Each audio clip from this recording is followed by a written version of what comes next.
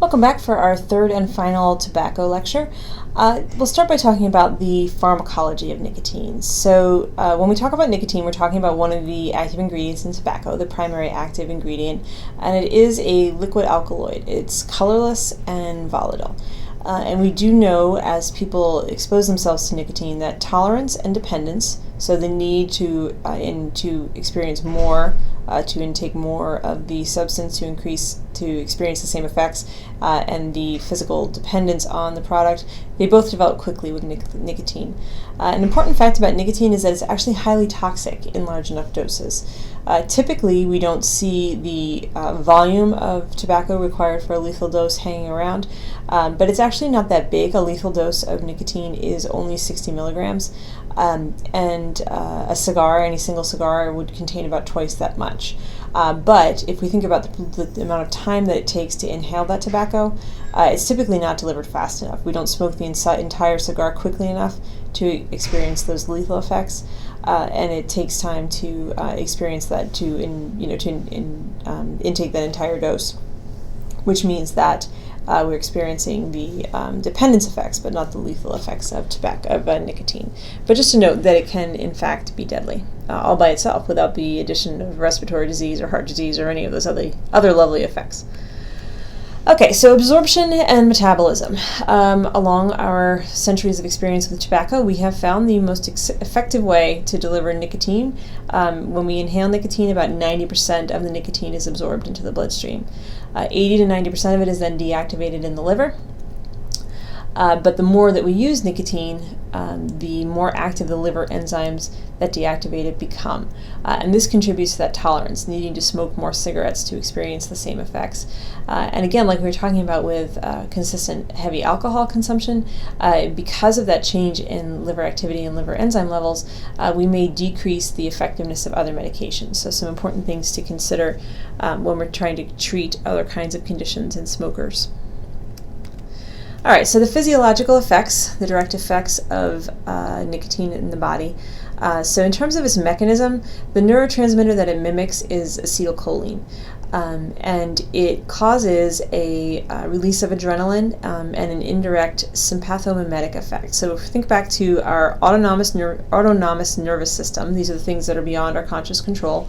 We've got the two branches, the sympathetic and the parasympathetic. So sympathetic is fight or flight, parasympathetic is rest and digest. So although people who smoke may say that they need to have a cigarette to calm themselves down, its primary mechanism is one of a stimulant. If we look at the effects of nicotine poisoning, we mentioned previously that it can actually cause death, but at lower levels, usually nausea, dizziness, and kind of a general sense of weakness. And this is something that beginning smokers may experience. We see it less often in experienced smokers, but among novice users, yes.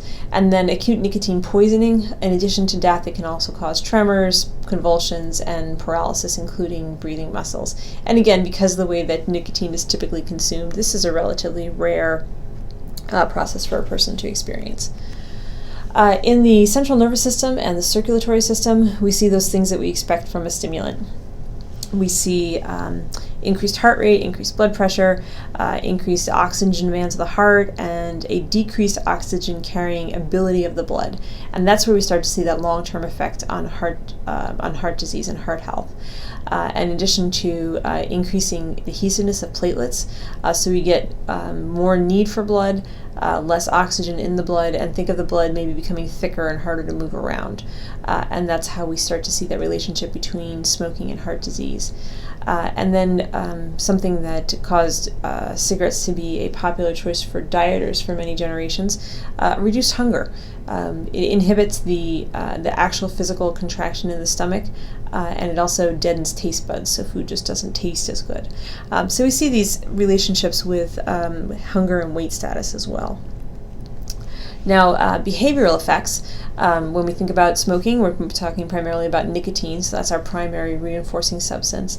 And although the physiology indicates that nicotine is a stimulant, smokers do report that nicotine has both stimulant and calming effects, so not isolated to one or the other. But think back to our video about college students drinking non-alcoholic beer and the role of expectations of consumption. So we think that user expectation and then also the environment and genetics play a really important role in how different people experience the effects of tobacco as well. Now keep in mind our video from the first lecture, I believe. The tobacco industry claimed for decades that its products did not cause dependence. As early as 1988, the Surgeon General had issued a report that claimed the contrary, that cigarettes and other forms of tobacco are addicting, and that nicotine is the actual substance that causes addiction, and that the processes that determine tobacco addiction are similar to addiction to drugs like heroin and cocaine, so the stimulation of neurotransmitters and that sort of thing. So the science has been clear enough that the federal government took a stand on this since 1988, and it's only been actually fairly recently that the tobacco industry has started to be more honest about the effects of its products. So if you are a current smoker, which I hope you're not, or if you know someone who is, you're not alone. There are actually, and you're trying to quit, actually, you're not alone. There are more than 40 million people right now here in the United States who have successfully quit. Now, when we think about treatment programs, 90% of those ex-smokers report that they did not use any kind of formal treatment. But we do have lots of options available. Some of the funding that came out of that master settlement agreement was used to create very well researched programs with a solid evidence base. So there are some options to pursue there. If you've heard that that statement that nicotine is harder to quit than heroin, it's really difficult to actually wrap numbers around that sort of thing from the evidence base, but we do know that nicotine is strongly reinforcing. Think about our early lectures on pharmacology and how inhaled drugs tend to be some of the most reinforcing because of those nearly immediate effects. And if you think about what it means to smoke a pack a day, that's 50,000 reinforcing puffs every single year. So that's part of the reason why we suspect that quitting is so difficult. Some new products that have been they've provided a great deal of assistance over the past few decades. Replacement therapy. So this is patches, gums, lozenges. They deliver the nicotine, but without some of the other products that are so risky for respiratory health, the tar and carbon monoxide. There are also some medications that are available, some non-nicotine-based medications. Zyban, or bupropion, is one that was actually created as an antidepressant, but as people started taking it for their depression, they found that they were able to quit smoking. Some of them were able to quit smoking easily as well. So some ways that we can address the dependence pathways that don't actually have to do with delivering nicotine there. And we do find in the evidence base that if we are able to combine some kind of pharmacological approach, so either replacement therapy or pharmacological therapy, with counseling, then we increase the odds of successful quitting. It is very normal for a person to go through 4, 5, even 6 efforts to quit before they're successful. But some new information, definitely ask your doctor about some assistance with this. First of all, they tend to have some great resources available. And then second, the Affordable Care Act requires most insurance companies to pay for tobacco cessation therapy because it is an approved preventive service. So if you're in that situation or someone you care about is, there is definitely, there are ways to pursue that don't involve large financial outlay on that person's part. Okay, that'll wrap up our content on tobacco for today. Keep in mind we started with looking at the way tobacco use spread around the world, and then we focused in on the history of tobacco and its use here in the United States.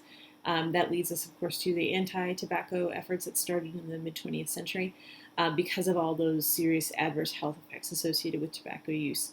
Then we started digging into the effects of secondhand smoke, another very important public health issue when we look at the health effects of smoking. And then we looked into the physiological and behavioral effects of nicotine use. And then finally wrapped up with our discussion of smoking cessation.